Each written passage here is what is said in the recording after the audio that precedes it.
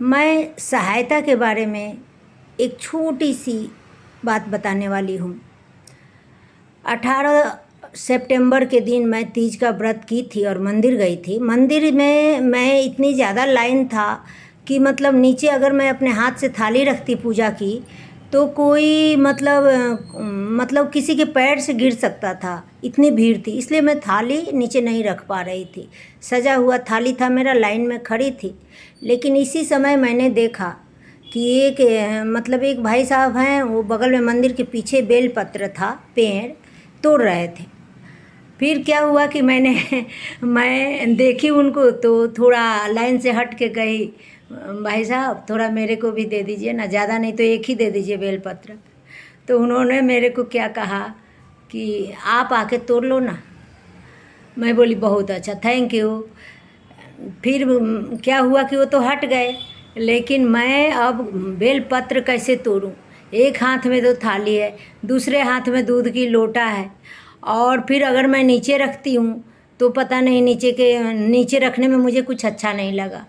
अब बेलपत्र तो मैं नहीं तोड़ी, लेकिन बेलपत्र के पेड़ को मैं ऐसे ही बॉडी से टच करके प्रणाम किया कि माफ़ करिएगा, मैं बेलपत्र आज आपको नहीं चढ़ा सकती, क्योंकि तोड़ने के लिए मैं नीचे आपका थाली नहीं रख सकती। तो ये हुआ कि मुझे बहुत ही अफसोस हुआ कि तोड़ तो रहे थे, ज़्यादा नहीं, एक ही पत्ता दे देते, नहीं दिए।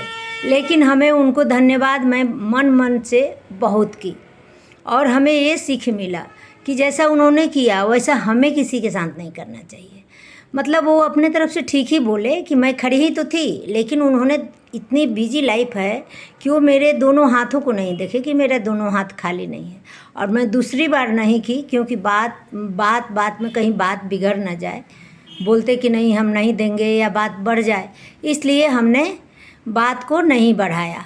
और बिना बेलपत्र के अपने भगवान शिव जी का मैंने पूजा किया। और इससे बेलपत्र की बात तो नहीं है, बात यह है कि अगर आपसे कोई सहायता मांगता है तो बिना एटीट्यूड दिखाए आप सहायता करते हैं तो बहुत ही अच्छी बात है।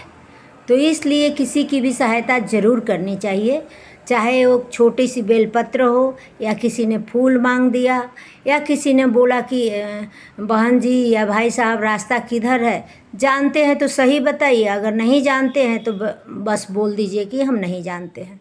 ये भी एक हमारा बहुत बड़ा योगदान है इंसान होने के नाते, सहायता करना। तो इसलिए मैं सहायता से ये सीख मिलती है कि हमें कभी भी किसी भी टाइम ना नहीं बोलनी चाहिए। Thank you.